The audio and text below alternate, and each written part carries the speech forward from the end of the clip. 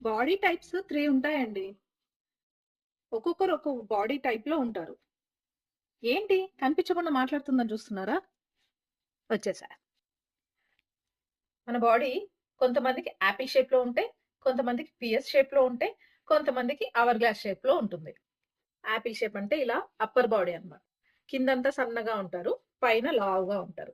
నా body Apple shape. కొంతమందికి PS shape ఉంటుంది. వాళ్ళు కూర్చుంటే అస్సలు లావు కనిపించరు. నిలబడినప్పుడు తెలుస్తుంది.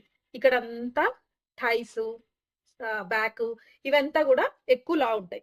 దాన్ని పిఎస్ షేప్ బాడీ అంటారు. ఇంకొంతమంది అవర్ గ్లాస్ షేప్‌లో ఉంటుంది బాడీ.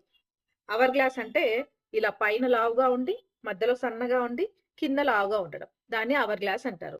సో, మీ బాడీ టైప్‌ని బట్టి మీరు ఫుడ్ తీసుకోవాలి. ఎక్సర్‌సైజ్ గూడా అలానే చేయాలి. తెలుసా ఆ విషయము? ఎట్లా పడితే అట్లా చేస్తూ ఉంటారు.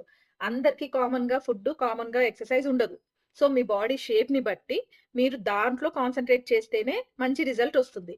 ఎవ్వరైనా గూడా ఐడల్ వెయిట్‌లో ఉన్నవాళ్ళు మంచిగా కనిపిస్తారు. ఎప్పుడైతే మనము ఓవర్ వెయిట్ అయిపోతామో అప్పుడే మన బాడీ షేప్ బయటికొస్తుంది. సో, ఐడల్ వెయిట్ మెయింటైన్ చేయండి.